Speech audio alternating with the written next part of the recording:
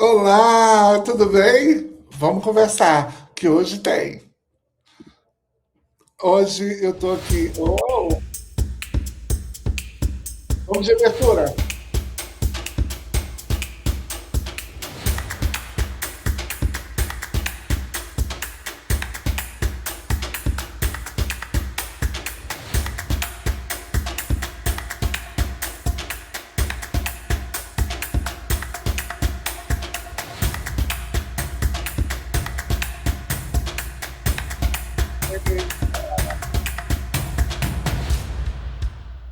Olá, você, tudo bem? Eu sou a Sara Wagner York, vocês estão na TV 247. Cadê? Eu sozinho aqui, por favor, né? Porque hoje a gente está numa conversa muito boa para a gente falar de universidade pública, como a gente conhece. Eu estou aqui em São Paulo, na cidade de Araraquara, onde eu fiz estou no final do GEL, que é o Grupo de Estudos em Linguística, um grupo muito antigo, está na sua 71ª edição, e a gente está fazendo essa conversa de um jeito muito interessante. No programa de hoje, a gente vai conversar com um professor muito interessante. Eu tive no começo da semana na cidade de Maceió. Parece que já tem um ano de tanta coisa que aconteceu, mas foi só agora, inclusive, que a gente fez muita coisa lá. Foi a aula magna, o início das nossas conversas desse semestre na Universidade Federal de Alagoas, no campus de Maceió, mas com transmissão para outros campos. E o mais interessante, o mais importante, foi a gente poder falar sobre essa universidade que está caminhando aí para um lugar que talvez seja de prosperidade, mas também de ameaça. Tenho sentido muita coisa nesse sentido da universidade ser esse espaço de ameaça, claro, um lugar que existe para garantir minimamente a democracia e que zela por isso, sobretudo com esses novos avanços, é também um lugar que ameaça muita estabilidade, né? Muita gente que se acha ali no poder. O programa de hoje ele tem essa função. O título dele é Universidade Pública e Universidade Privada. Qual que é a melhor? Qual que é melhor para o seu filho?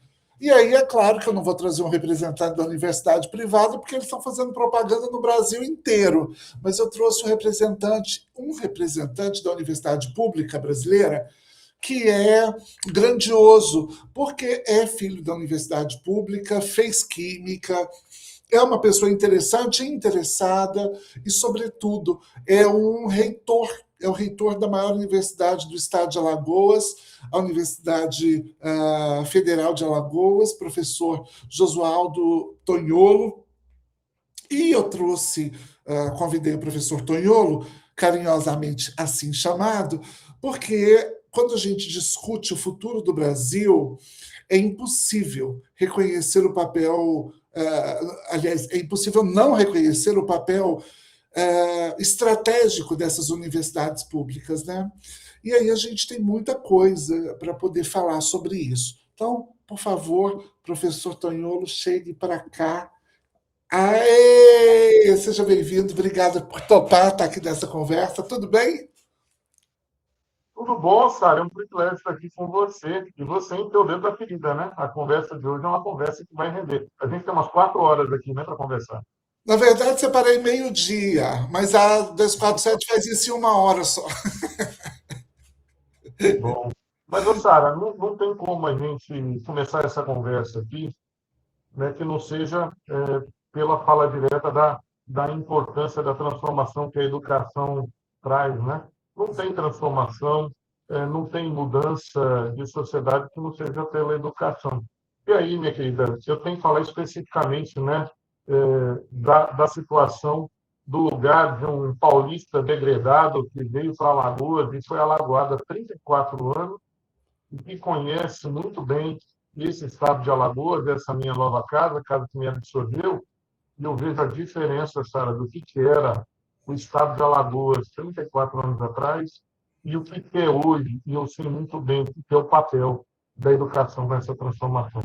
Eu estou falando de um lugar, de um estado periférico, de uma região nordeste periférica, de um país periférico no hemisfério sul.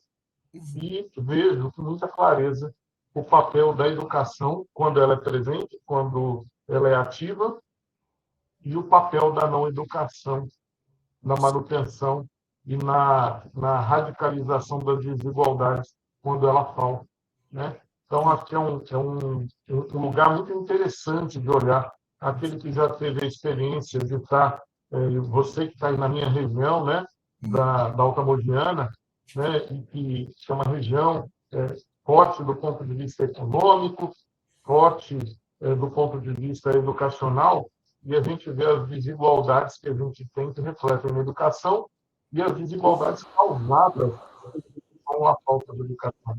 Então, eu tenho o privilégio de olhar diferenciado aqui.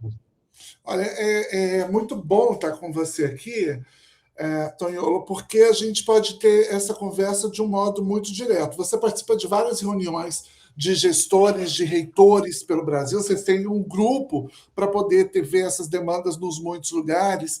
E eu vou começar te fazendo essa pergunta. Eu queria que você comentasse qual que é o papel da UFAL como missão nesse desafio de formação de profissional, da produção científica e da inovação, uma vez que você disputa diretamente com um mercado muito tentador, que é o mercado privado, dessa universidade privada que se vende como esse arauto das soluções dos problemas e do aluno super empresário de si, empreendedor e por aí vai. Queria te ouvir nesse sentido um pouco. Sara, acho que a primeira diferença que a gente tem que fazer, né, é que tem universidades e tem universidade. Tem escolas e tem escolas, né? Eu, nesse momento, eu represento uma universidade pública, de uma categoria de universidade que está fazendo diferença para o Brasil, mas eu tenho que conhecer aqui também o papel de algumas instituições privadas de excelência, tem dessas instituições pelo país todo, né, espalhadas aí nas várias regiões, né? Agora, a gente não pode confundir isso, né, porque diz o pessoal que está lá no movimento com a faixa na mão, né, que educação não é mercadoria.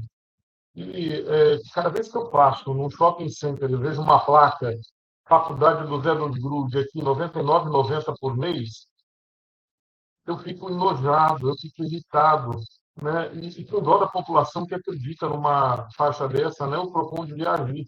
É porque isso não é o jeito de fazer transformação. A transformação você faz por diploma, você faz por recheio, né? A fábrica de diploma não é a solução. E hoje, infelizmente, o Brasil vive nesse dilema, né? A tentativa de desmonte das universidades públicas é antiga, não é de agora, é o modelo neoliberal que reina já há décadas e décadas. E aí eu não quero falar de novo disso, você já falou logo na introdução, né? Que a manutenção da idiotice é parte integrante do projeto de manutenção do poder.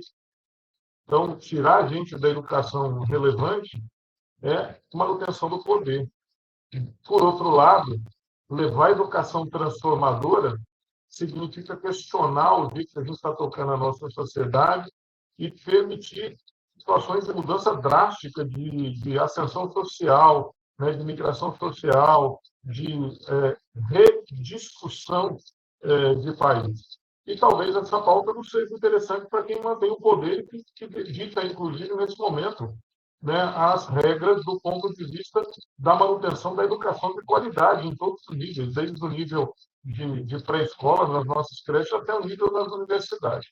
Acho que a gente está num momento crucial de reposicionamento, mais uma vez, né, nesse momento, um reposicionamento por conta das eleições que vem aí pela frente, mas um reposicionamento de sociedade, que até agora a gente não entendeu esse negócio das redes sociais, da comunicação expressiva, né? E a gente não entendeu o papel de um monstrego que vem por aí, que é a tal de inteligência artificial, que nem chegou ainda, mas que já assusta, né? E que pode ser um elemento de mitigação desses nossos dilemas, ou pode ser um elemento de fortalecimento das desigualdades, de exclusão, de ostracismo, né, na nossa sociedade.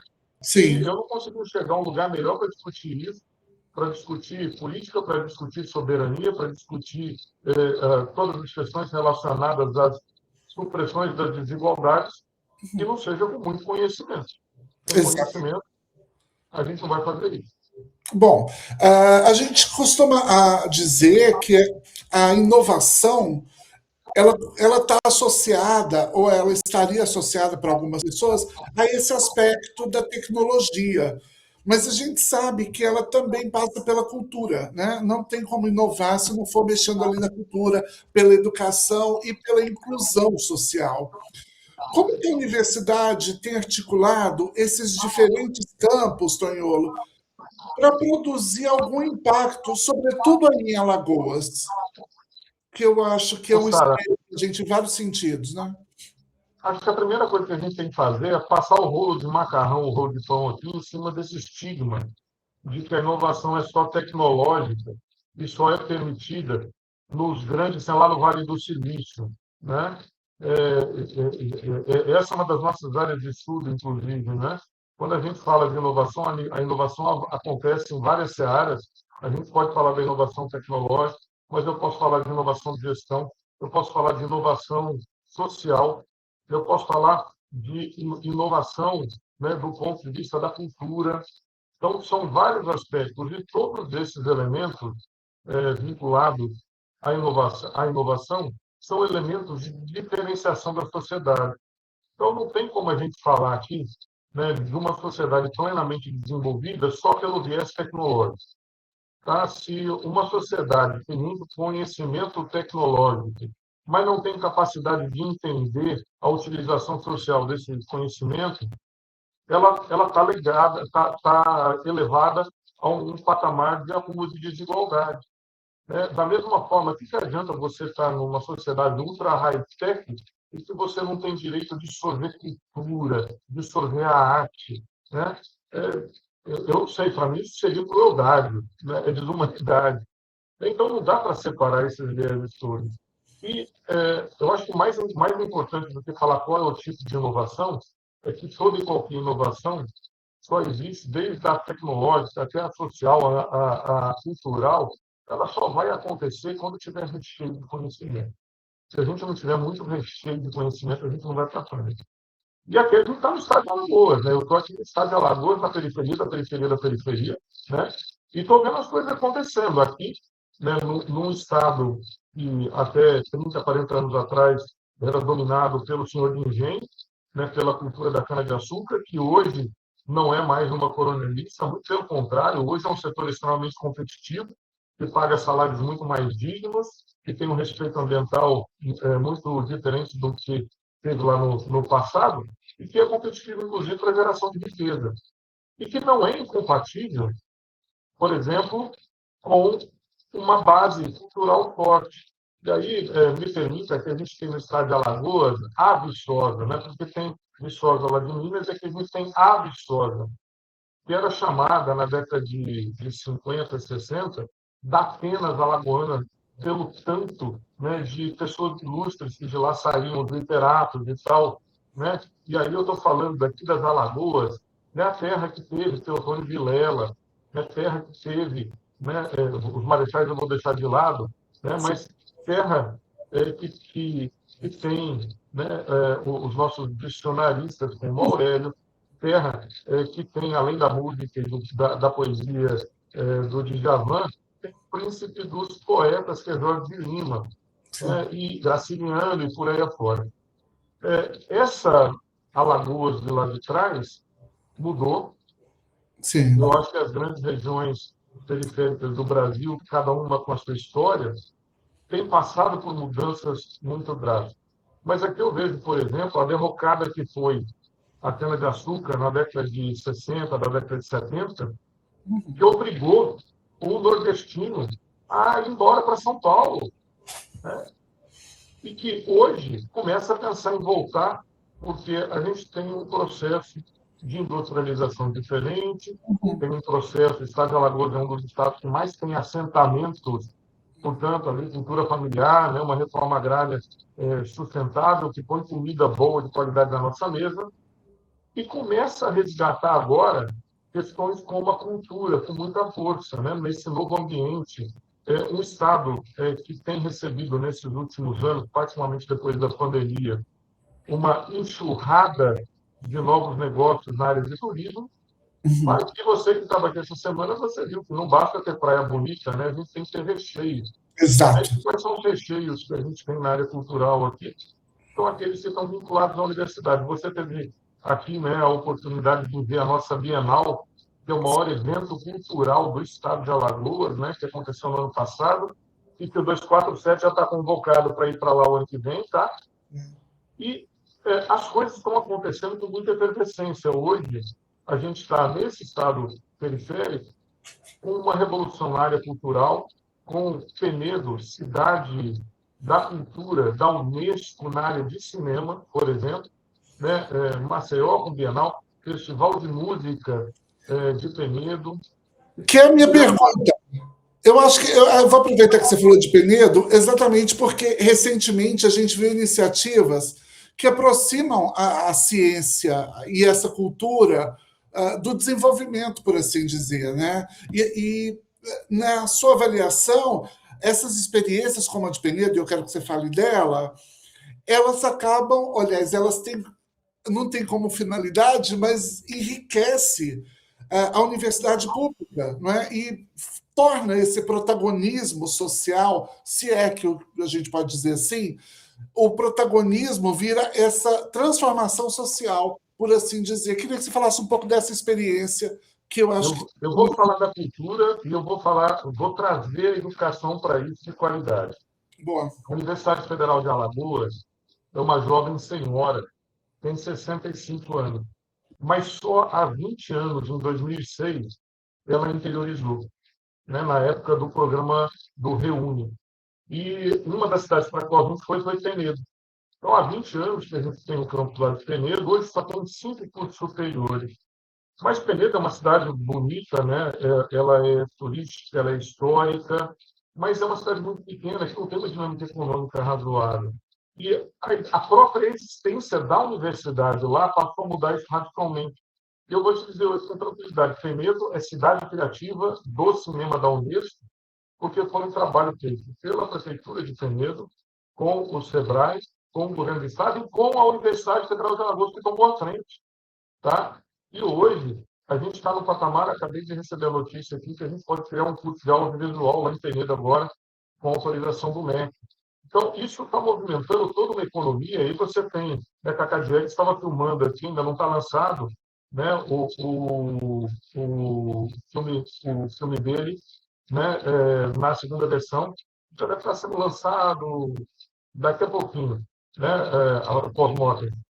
Uma série de filmes estão sendo filmados, rodados ali naquela região, e aí vem o Festival de Música de Penedo, que a gente não podia ficar muito atrás do Rio de Janeiro, da cidade maravilhosa, e a gente fez o nosso Rock in Rio alagoano aqui, viu? A gente tem o Festival de Música de Penedo em Lisboa, tá? É o festival que acontece no mês de setembro aqui em Alagoas, e no mês de maio ele acontece, Festival de Música de Penedo em Lisboa, nesse mês.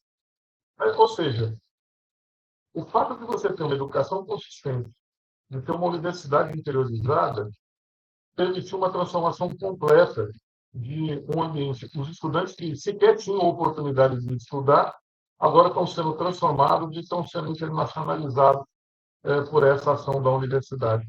Está transformando vida. Né? A universidade é vetor de transformação quando ela é consistente, quando ela é séria. Nossa. Você vai falando dessas experiências e eu vou pensando como que isso vai fazendo diferença para a gente como eu, Tonholo, porque a gente está falando de uma universidade que a minha geração, a sua geração, que a gente não sabia, a gente tinha noção de que isso fosse acontecer. Eu nunca imaginei na vida que eu fosse, porque na minha adolescência, travesti, homens gays, se não fossem muito masculinizados, né? Se não fosse pai de família como você, eles não tinham nem lugar na universidade, não existia essa possibilidade. Imagine que o nosso grande arauto eram pessoas como Rogéria, Roberta Close, Clodovil, né? E o Clodovil, o que ele teve que fazer? O Clodovil praticamente era um conservador de direita. né, para poder chegar ali onde ele chegava. Então, ele falava aqueles absurdos, falou muita coisa interessante, né? Era um sujeito muito sábio, mas era uma universidade que a gente demorou. E aí eu entro nessa seara, né? Já que a gente está falando de corpos dissidentes, de outras pessoas que chegam nessa universidade, eu gostaria que você de abordar a coisa dessa permanência estudantil, porque uma coisa é a Sara, que é trans, a menina que é preta, o menino que é deficiente, com pessoa com deficiência, o filho de cigano, querer estar nesse lugar, né? E a gente sabe que existe, inclusive, cota para filho de policial. Outra coisa é a gente saber como que pode permanecer na universidade.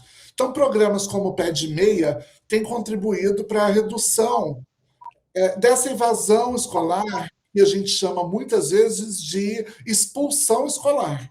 Porque se você não me chama para sua casa e não me dá condições de permanecer, você está me convidando a sair, né?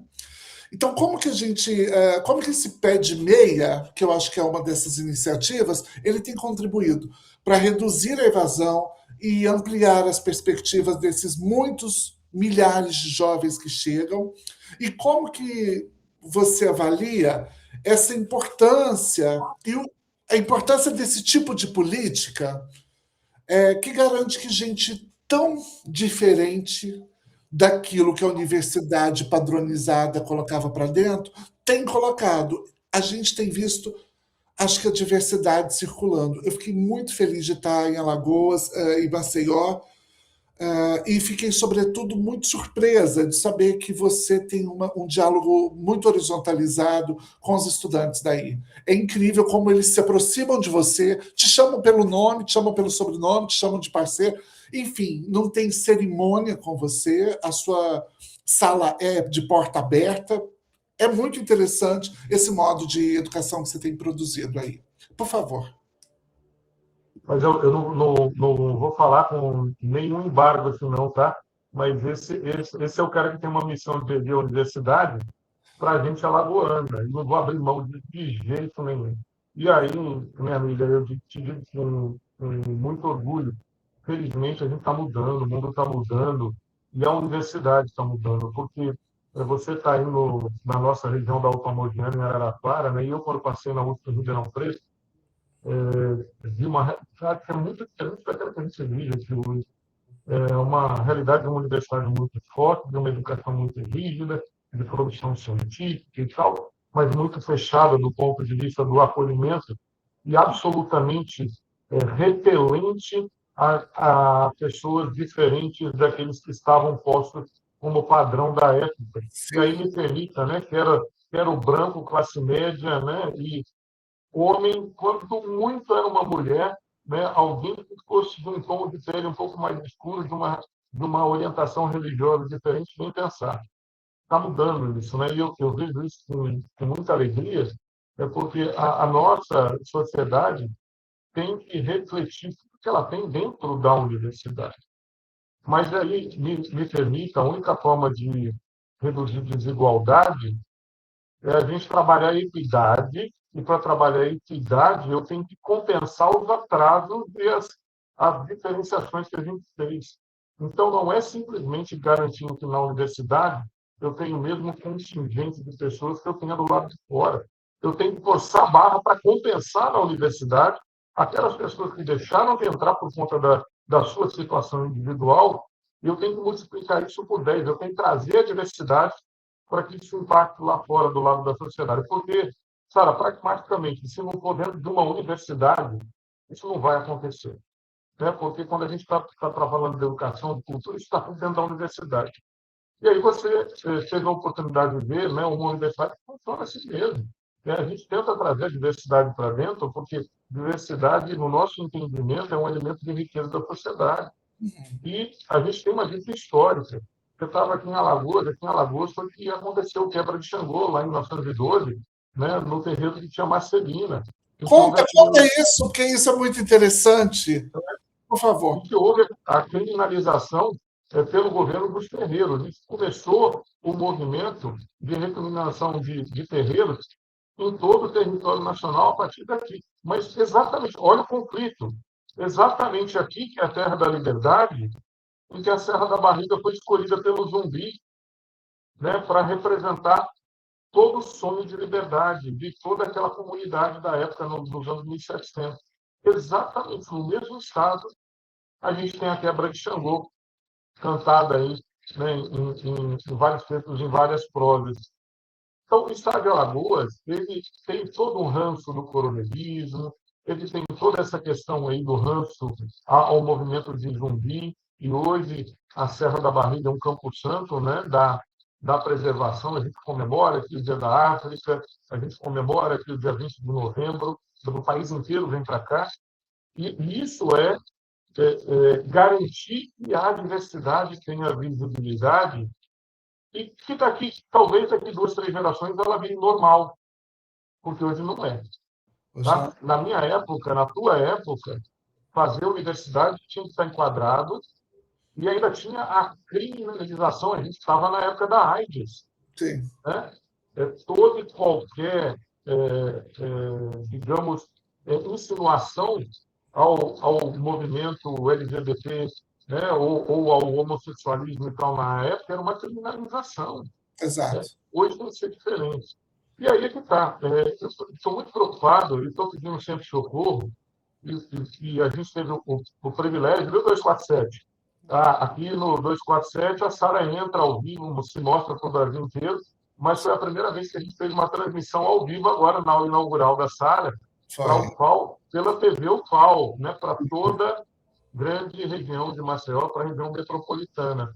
E a gente fez questão de trazer a Sara porque a gente estava comemorando naquele momento uma vitória de sociedade, que foi o primeiro processo seletivo da universidade que permitiu pessoas trans se inscreverem em cotas específicas. E, Sara, tem que ter muito mais para a gente virar normal, tá? Para deixar de ser diferente e virar normal, virar igual. Atualizar, né? Não basta entrar, viu, Sara? Não basta entrar.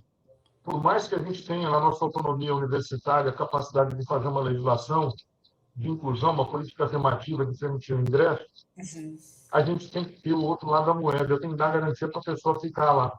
Sim. A gente tem vários casos, eu não vou aqui abrir, mas você conhece muito bem essa vida e sabe muito bem, né, as discriminações que você sofreu, que todos eles sofrem, né, e quantos desses sobrevivem para poder chegar à escola, para poder chegar à universidade. Sim. Então, a gente tem que dar condição de chegar, de ficar, de se transformar pela educação e ser um elemento de transformação, né, de humanidade, assim que tiver com diploma. Né? Acho que a gente, modesta parte, tem feito isso. Ainda muito aquém do que eu gostaria. Muito aquém do que eu gostaria, por quê? Para isso precisa de dinheiro, bufunfa, grana. Tá? Nós estamos numa universidade federal, periférica, que tem hoje quase 30 mil estudantes, 76%, 3/4 dos estudantes vêm de família extremamente vulnerável, ou seja, se a família tem menos de um salário mínimo e meio por mês para a família. Imagina como é que esse estudante chega na universidade, ele chega com fome. Aqui em Maceió não paga ônibus, no interior paga ônibus. Ele não tem dinheiro para comprar um uniforme, ele não tem dinheiro para comprar roupinha. Ele entra no vestibular, passa na medicina, sabe? E ele não tem dinheiro para comprar bata. Se ele passar em odontologia, a gente tem cotas que passam. Ele não tem dinheiro para comprar os equipamentos, as pecinhas que ele vai usar. Custa 10, 12 mil reais. Então, para isso, a gente tem que ter um programa de assistência estudantil muito forte. Porque, senão, a gente está vendendo ilusão, a gente está mentindo. A gente está vendendo uma falsa igualdade, né, uma falsa inclusão, e o estudante chega na universidade e não tem um acesso nenhum. Isso acontece, viu? É real. Na nossa universidade eu reconheço isso. Vamos falar de PCD? Olha, eu vou te dizer uma coisa. Acho que PCD, alunos negros periféricos, alunos trans, vocês inauguraram as cotas aí, tem a equipe, o pessoal da medicina também tem um trabalho grande com os corpos trans. na medicina da UFAL, mas teve uma coisa que foi muito interessante, porque a gente fala que a gente está falando dessa inclusão de pessoas trans na universidade, mas talvez o que mais assuste a gente é imaginar assim, a gente está falando de inclusão trans e isso é importante. Talvez porque esse seja a última instância da exclusão. Porque quando eu vi também alunos periféricos, marginalizados, e especificamente alunos negros que não têm condição de subsistência dentro da universidade, como eu vi essa semana apresentada por você, aquilo toca profundamente, porque a gente está falando com pais e mães de família, a gente está falando num programa da esquerda, da nossa esquerda, que pensa esses muitos direitos humanos, e a gente continua perguntando: direito humano de quem? Para quem? Em quais condições? Né? Eu acho que é muito duro essas escolhas que você tem que fazer enquanto gestor, porque é isso, né? Você não compra briga, mas as brigas se aproximam uma vez que você elege os excluídos como centro da sua conversa. E isso vai fazer toda a diferença. Que bacana e que bonito isso. Queria te dizer. Quer falar alguma coisa sobre isso? Que eu vou falar do Milei da Argentina. Eu quero falar de PCD. Sabe por quê? A gente está falando da inclusão trans, a gente tem um laboratório trans, nós temos que contratar pessoas trans agora para fazer um treinamento dos servidores técnicos, dos docentes e dos estudantes que vão receber agora pelas cotas os novos alunos trans. Por quê? A gente não está preparado para ele. Mas, nesse caso, é só cultural. A gente precisa fazer esse aculturamento, né, para receber as pessoas trans. Mas aí eu me pego num outro dilema. Uma universidade que está no ano de 2026, com o orçamento que tinha em 2009, por conta dessa guerra que acontece hoje, de executivo e legislativo, e o legislativo se apossou do orçamento da União. Isso está estrangulando o orçamento das universidades.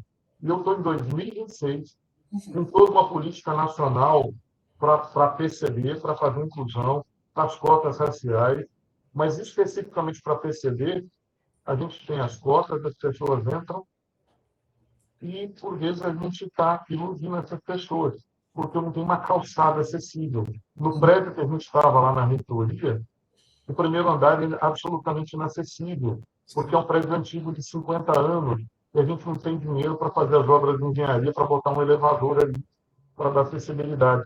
Para sair da reitoria e chegar no restaurante universitário, é 1,5 km de pista esburacada que uma cadeira de roda não alcança, e que o piso tátil está cheio de defeito. Isso custa dinheiro, e eu preciso manter. Sim. E o que me corta o coração é, por vezes, isso está acontecendo por conta do embrutecimento orçamentário. A disputa orçamentária é violenta, e o dinheiro que vai para o orçamento secreto, que vai para a escolha do vereador, do deputado, é o dinheiro que quebra qualquer capacidade de planejamento, não é só de governo, não, das instituições governamentais também.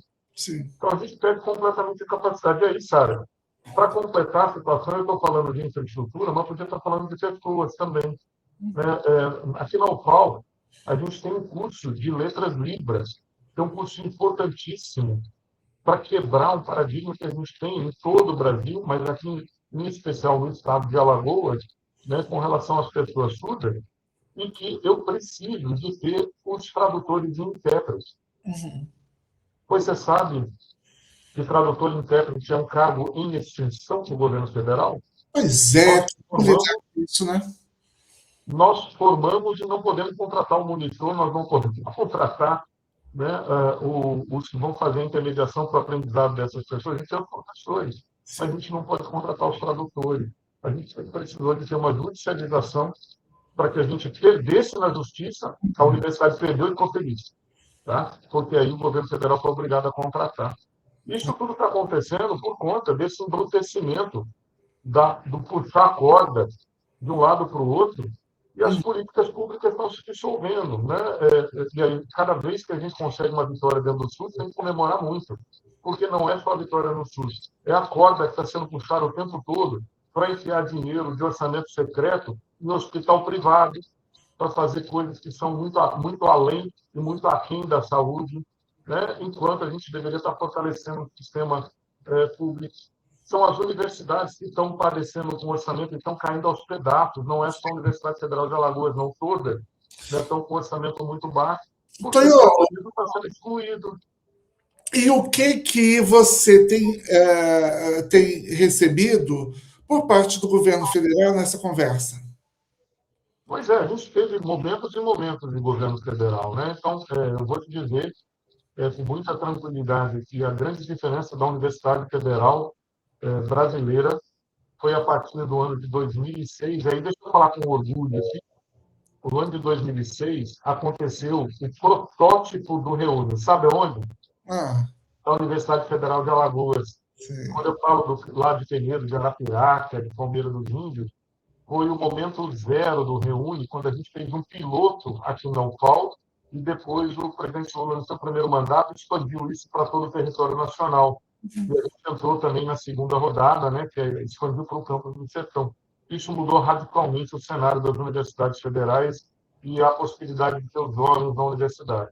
Sim. Aconteceu bem até 2014, 2015, e depois começa a derrocada. Porque todo o investimento que veio para os novos campi, para montar essa estrutura, para o aumento dos cursos de graduação, só para você ter uma ideia, a nossa universidade saiu de 37 cursos de graduação que tinha em 2005 e hoje está com 104. A gente saiu de 7 ou 8 cursos de pós-graduação para mais de 60 hoje. Então, muda radicalmente o contexto. E, hoje, o que a gente tem? A gente tem uma tentativa de retomada, pelo menos nesse governo a gente tem um diálogo aberto, franco, do ponto de vista do que é a educação superior e do papel dela no país, mas o passivo que a gente tem dos últimos governos ainda é muito grande. Ainda não nos permite, né, assentar e trabalhar com tranquilidade, como a gente teve lá nos anos de 2006 até 2015, mais ou menos. Mas Sim. aí eu quero deixar um alerta também, tá? A nossa infraestrutura está caquética, a nossa infraestrutura está muito aquém do que a gente gostaria, mas o nosso resultado a gente está apresentando ano a ano. E a Universidade Federal de Alagoas, essa que está aqui no estado de Alagoas, em 8 cidades, que é periférica, da periferia daqui, da região nordeste, da periferia do Brasil, tem apresentado resultados que, né, brilham os olhos do governo federal. A exemplo dos cursos de graduação desses 104, que só aumentaram de conceito, e nem durante a pandemia a gente diminuiu de conceito. Sim. Na pós-graduação agora, seja o resultado da quadrenal da CAPES, a das 20 universidades federais do Nordeste, ao qual foi que mais aumentou a nota percentualmente, né, um resultado estratosférico de nota, né, perto do nosso conceito anterior, e isso causou um fenômeno agora que chamou a atenção.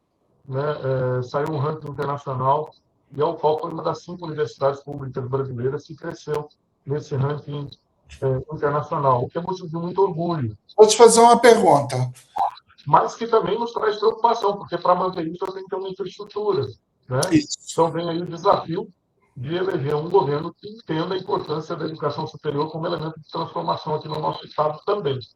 Tá, quero te falar de duas coisas. Primeiro, sobre, acho que graus comparativos, que a gente pode falar, porque acho que o Brasil vira um espelho para o mundo quando traz a estrutura do conservadorismo como esse lugar de embate que é urgente, né? A gente tendo que explicar que a Terra é redonda, que a vacina previne, não mata e coisas desse tipo. Não vira jacaré? No Vila Jacaré, exatamente.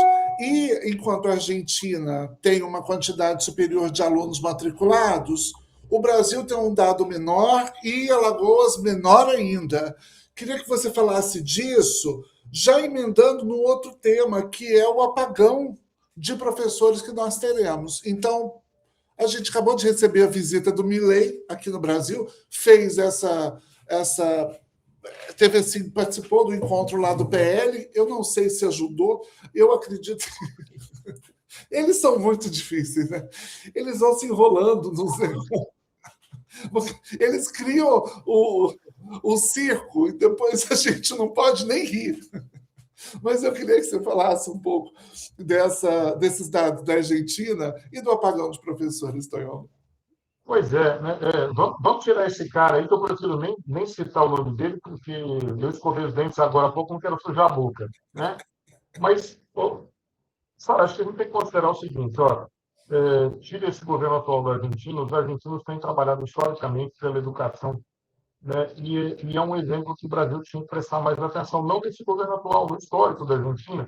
As universidades da Argentina têm mais de 300 anos. Sim. A nossa universidade, com uma USP aqui, mais recente, mais antiga é a USP, né? Que vai fazer 100 anos daqui a pouco. A gente está num contexto diferente. E aí eu vou ligar tudo, tá? Educação superior transforma. Sem educação superior, você não forma médico, você não forma professor, você não forma jornalista de qualidade, porque jornalista não precisa nem de diploma, basta ser influência, né?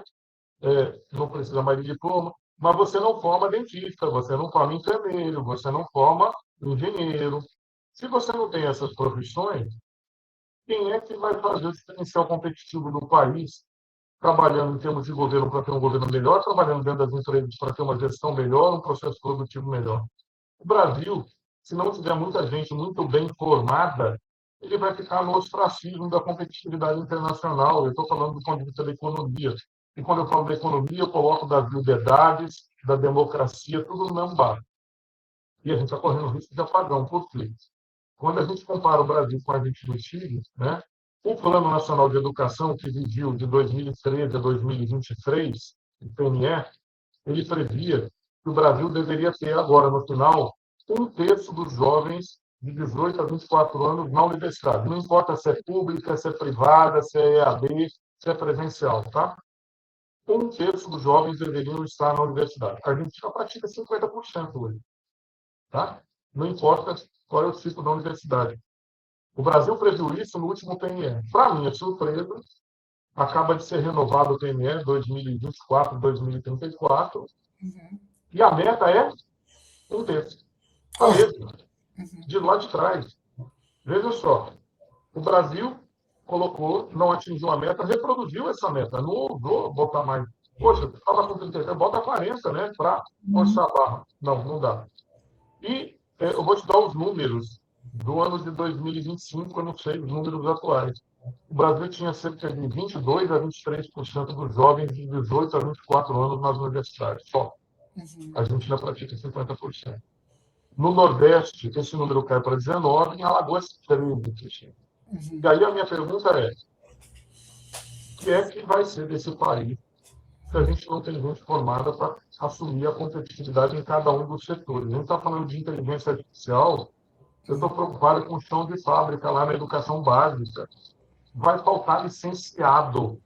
Tem um documento do INEP recente que já aponta para esse apagão de licenciados no ano de 2034 ou 2036, que a gente deve ter algo em torno de 240 mil vagas de professores não preenchidas no Brasil. E aí, o que hoje é falta de gente bem formada para fazer o país competitivo, daqui a pouco vai faltar professores sem professores, esse ciclo não se fecha nunca mais. Aí a gente vai para o buraco de vez. E aí, como é que eu posso falar de país desenvolvido, defensor da democracia, com muito conhecimento, com indústrias competitivas, com serviços competitivos, com uma cultura decente, com arte satisfatória, né? A exemplo do que a gente tem em cultura e arte hoje de graça para brasileiro, via Tela Brasil, produto que a Universidade Federal de Alagoas entregou para o povo brasileiro, né, num projeto do Ministério da Cultura. Como é que a gente vai fazer isso? Sem educação superior consistente. Não vai. Esse apagão está posto. Esse não sou eu nem você que está dizendo, não. Está posto. Ser professor no Brasil é praga. Tá? A gente tem que mudar isso. Hoje, quando a gente fala professor, né, a gente fala assim, vai ser isso ou vai ser aquilo? Vai ser professor. Pessoa devotada, coitadinho, né? Tem que mudar isso. Professor tem que ser profissão de status. Né? A nobreza da missão de professor não difere da nobreza do médico, do dentista, do jornalista. Você acha, aumentei a tela aqui para a gente poder fazer. Você acha que a gente está na máxima de Florestan Fernandes, de Paulo Freire, quando eles falavam desse caos, que se a gente não tomasse cuidado, se a educação não fosse transformadora, Paulo Freire advogava por isso muitas vezes, ele falava: se não for transformadora, se o oprimido não entender, se não for, a gente vai enfrentar. Você acha que a gente chegou nesse lugar tristemente por outros caminhos? Se a educação não é transformadora, ela serve para quê? Porque a gente Pra... isto Deixa, tem deixa eu te sentido fazer. aqui no Rio, aqui eu estou em São Paulo, mas eu moro no Rio. A gente tem sentido o discurso da segurança pública é o que vai fazer centenas de deputados esse ano no Brasil, nas eleições que vêm. O discurso de Ronaldo Caiado, de Zema Da truculência. e de Tarcísio é em cima da segurança pública, como se segurança pública resolvesse a vida. E a gente, por outro lado, está falando de educação, vendo as escolas entrarem nesse processo de fechamento contínuo.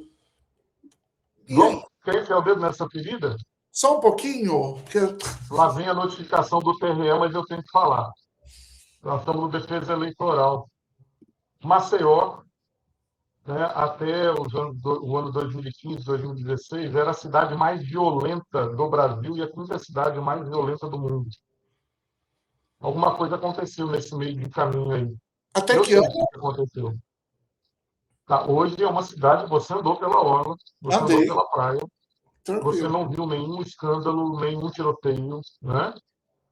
É uma cidade que está mudando radicalmente, né? O estado de Alagoas está mudando radicalmente. Eu sei um dos motivos pelo qual, não é absoluto, tá? Um dos motivos é uma parceria que a Universidade Federal de Alagoas tem com a Academia de Polícia. Olha. Tá? Os diplomas da Academia de Polícia são emitidos pela nossa universidade, o Centro de Informações Oficial. A gente está envolvido diretamente com o governo do Estado para formar uma polícia cidadã, que é aquela que conversa antes de atirar. Não é a polícia truculenta. Isso está fazendo toda a diferença. Eu tenho o privilégio de dizer, né? Eu tenho vários estudantes da universidade, e você viu até alguns dos estudantes que ascenderam, né, a posição de calouros na universidade essa semana, né? Você conversou com alguns, né? Você sabe o que é ter o privilégio de ter o secretário de Segurança Pública aluno da sua universidade? Sim.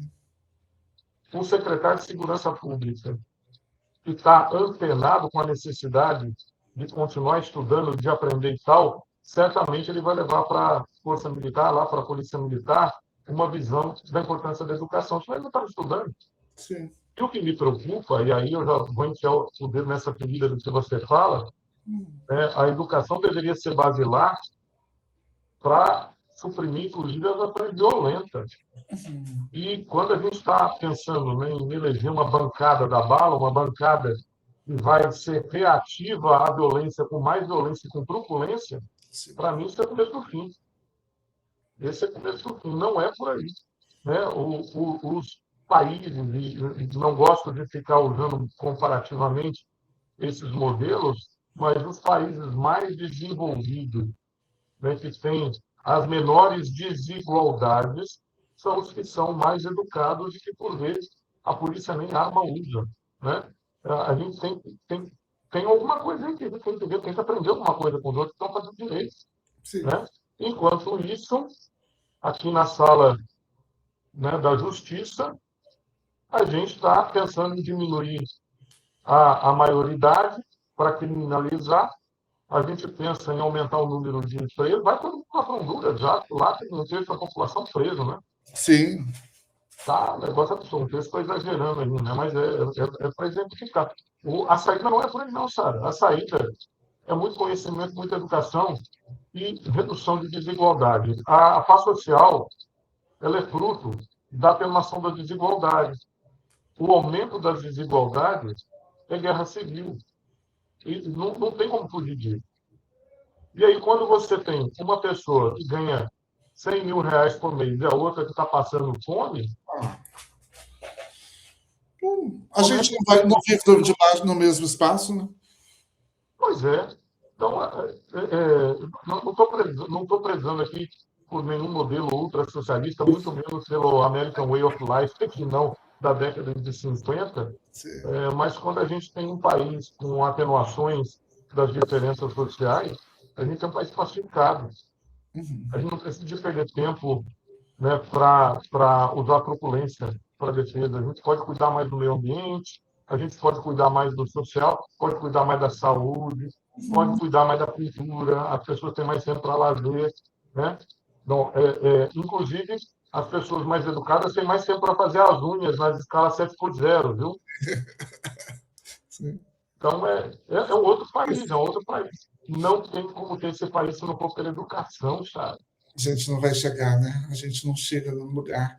Sabe por que eu gosto do pé de meia? Já que você falou do pé de meia, eu sou muito vaidoso com as coisas que acontecem em Alagoas, né? Desde que eu virei alagoano, né? Eu gosto muito das coisas que acontecem por aqui. Durante a pandemia, né, nas conversas que a gente tem aqui com a prefeitura, com o governo do estado, né, que a gente está sempre engajado, a gente tinha uma dificuldade muito grande de resgatar a sala de aula. A pandemia foi um impacto para todo mundo, né? Infelizmente, aqui no estado de Alagoas, a gente teve, dentro do consórcio Nordeste, na região Nordeste, mas aqui em Alagoas, uma parceria muito boa em todos os atores, e a gente conseguiu atenuar os dramas um bocado, inclusive a universidade, com o Hospital Universitário, né, que colocou uma das melhores UTIs do país, especificamente para a Covid, né, ambulatório. Mas naquele momento, a gente não conseguia resgatar o estudante, logo quando estava atenuando a pandemia, para a sala de aula. Uhum. E aí veio, né, nos anos de 21, um programa aqui no estado de Alagoas, chama Escola Nota 10, foi feito pelo governo do estado, mas tal qual participou desde a concepção até a implantação. E isso acontece em 2021, 5 anos depois, eu estou começando a ver a diferença disso na Universidade Federal de Alagoas com aqueles meninos que você viu na aula inaugural, que estão entrando agora. E esse foi o primeiro programa que começou a dar bolsa de estudo para estudantes ficarem em período integral nas escolas estaduais. Sabe o que resultou isso? Hum. Hoje, você tem uma cultura da educação integral, não é só a educação em duplo horário, não, tá? Mas a Sim. educação integral, todo mundo do Estado cobra isso hoje. E isso começa a mudar os piores indicadores de educação que o Estado de Alagoas sempre teve nessas últimas décadas, para, por exemplo, ter, no ano de 2024, das 16 escolas do Brasil que tiraram nota máxima no IDEB, 5 eram do Estado de Alagoas. Tá? Claro. E aí, o que acontece? Esse programa Escola Nota 10, que dá bolsa para o estudante ficar na escola o dia inteiro, né, ele tem que ir para a sala de aula, e depois ele tem uma poupança que ele recebe no final, quando ele forma no ensino médio. Esse programa foi para o governo federal, o mesmíssimo programa que chama Pé de Meia. Aliás, Para mim, é o programa social absolutamente mais importante, né, do que o Bolsa Família, sim. porque ele garante o estudante na sala de aula, a criança na sala de aula, ele vai estar de barriguinha cheia com a merenda escolar, ele vai estar monitorado o dia inteiro, ele tem acesso à educação, tem a avaliação psicossocial o tempo todo. Isso vai fazer uma transformação danada. Mas A deixa eu gente dizer, porque eu fico mais vaidoso ainda, tem.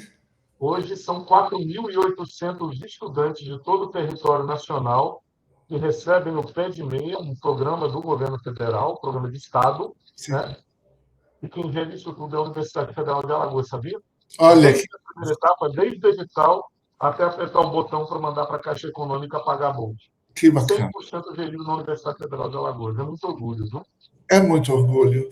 É muito orgulho. É um trabalho grande que você vê o resultado lá na ponta, né? Lá no final da fila.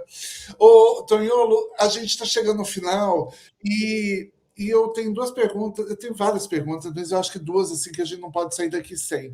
Primeiro é que a gente tem visto muita gente implicada nas discussões sobre inclusão trans, sobretudo da juventude.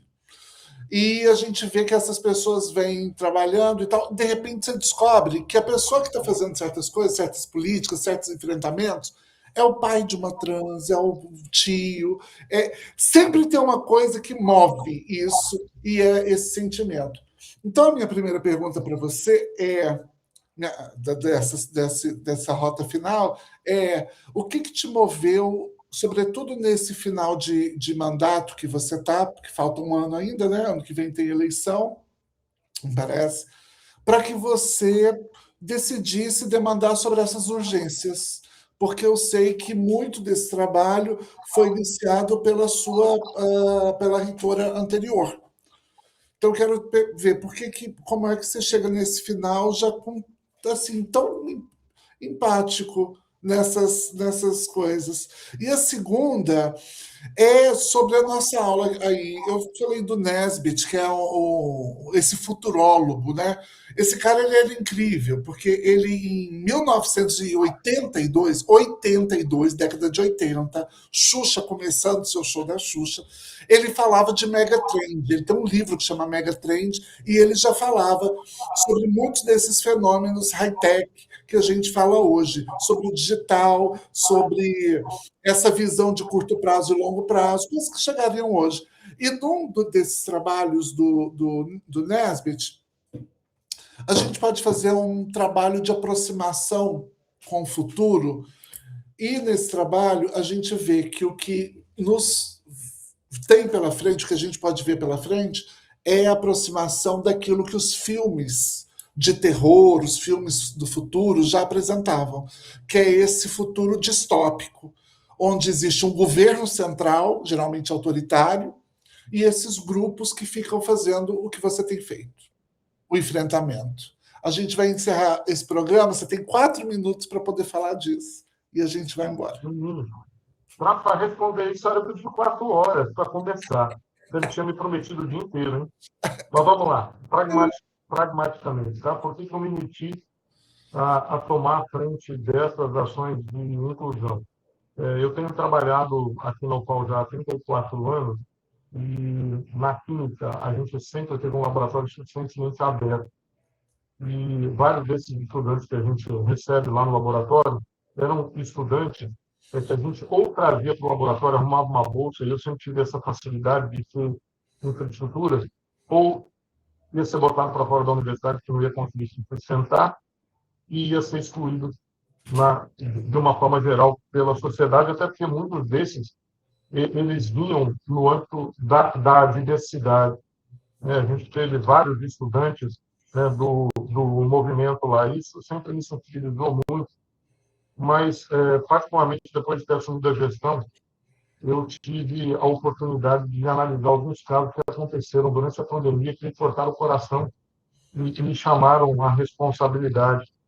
Pessoas e a mãe morreu e o pai teve que empurrar o filho para fora de casa porque não tinha como sustentar, e o menino vai morar na rua, né? Então, uma pessoa, entre aspas, né, fora da normalidade assumida pela sociedade, enfrentando todas essas barreiras, ou pior ainda, né, morre o pai de Covid, a mãe bota um fulano para tomar conta da casa, para dentro de casa, e o cara quer abusar do jovem que estava lá na universidade. A gente vai tendo convivência, esses casos vão subindo na garganta da gente, né? E eu tive a oportunidade de ter algumas pessoas trans muito próximas da gente, né, que fizeram a diferença, que me contaminaram do ponto de vista da necessidade de abrir essa conversa. Nós temos um amigo comum, que é o Valdemar, ali, né, que é um profissional da saúde, que tem um embate muito forte com relação à questão, à causa trans, que sofre, por vezes, boicote do próprio pessoal da saúde, que não quer encarar isso. E essas pessoas estão influenciando. De outro lado, né, tem uma questão da multiplicidade das religiosidades envolvidas, e que tem me ajudado bastante, né? Grupos, como, por exemplo, as religiões de matriz africana, o grupo vinculado ao espiritismo, grupos da Igreja Católica, evangélicos extremamente ativos, que se preocupam com essa situação, né, da inclusão, que estavam fazendo ações que contaminaram mesmo. E aí eu resolvi abraçar essas causas, e essas causas já eram de tradição da Universidade Federal de Alagoas, né? Então, um momento muito especial. E a UFAL foi pioneira na interiorização, foi a primeira universidade na década de 90 a ter cotas sociais, e a segunda universidade federal a ter as cotas raciais, lá em 2003. Então, a gente tem uma tradição de estrutura. Então, Essa só foi mais uma subcultura que toda a nossa comunidade abraçou. Que Mas você bacana. falou de uma coisa, para encerrar aqui, que a gente está tendo um embrutecimento. Tem uma organização social que fica lá onde você estava agora há pouquinho, lá em Boston, né, Aham. do lado de Cambridge, que é a Great Transitions, que é uma organização social, tem pesquisadores de Harvard e da MIT, e ela trabalha com cenarização. Trabalhou muito durante a pandemia, construindo cenários. E ela começa, ela tem um cenário-chave, greattransitions.org, né? E ela cenariza. Então, ela fala, olha, a gente tem um cenário da mesmice, que é esse cenário atual da realidade, a gente tem o cenário da barbarização e tem o da mudança de comportamento. Sim. Do jeito que a gente está, tem o lado positivo, o lado negativo, tem o pró, o contra, as nossas dificuldades do dia todo. A barbarização está aí o dia todo. A barbarização está lá em Gaza, está lá na Ucrânia, está lá Sim. no Irã. A barbarização está no presídio brasileiro, que quando faz rebelião, escuta a cabeça das pessoas. Isso é barbarização. Né? É. E tem outro tema, né, que ele trabalha nessas três linhas de cenário, que é da transição. É um cenário e aí de ecocomunalismo, de meio ambiente, de inclusão, de diminuição das desigualdades, de um ambiente saudável, de cultura forte, né, de todas as comunidades em uma consagração e tal. E ele trabalha com esse cenário. Só que Sim. o que é legal é o seguinte, esses cenários, eles são reais, todos os cenários, o tempo todo. O cenário da barbarização, que eu chamo de cenário da fortaleza, é o cenário que você tem aí no Alphaville. Dentro da É. fortaleza, é lindo, maravilhoso. Dentro do meu condomínio é tudo lindo, maravilhoso. Do lado de fora são os sujos, feios e malvados. Isso é Isso. real. Mas o cenário do ecocomunalismo também é realidade, por exemplo, em alguns quibutes, em alguns assentamentos, em algumas cidades inteligentes, né, que têm trabalhado isso. Então, tudo isso está acontecendo simultaneamente. E aí a brincadeira é o seguinte: a somatória desse cenário te dá a sua realidade. E quantas horas por dia você vive no cenário A, no cenário B e no cenário C? Quanto Isso. mais tempo eu viver no cenário da transição, melhor para mim. Eu vou estar vivendo todos os cenários simultaneamente. Mas, se a gente embrutece, a gente vai para o cenário da barbarização. Se a gente começa a ter algumas melhorias, a gente começa a ter algumas horas do outro cenário. Aí a Isso. gente vai para um outro cenário, que é importante discutir também, que tem o interior do mundo. O interior do mundo, de 20 anos atrás, era aquela cidade que você não conseguia chegar. O interior do mundo hoje é aquela região que compra tudo pela internet e não devolve nada para o mundo. O Isso. caminhão da Amazon vai lotado e sai vazio. Então, esse é o novo interior, esse é o ambiente que está sendo sujigado pela globalização e que Sim. sempre vai ficar no ostracismo.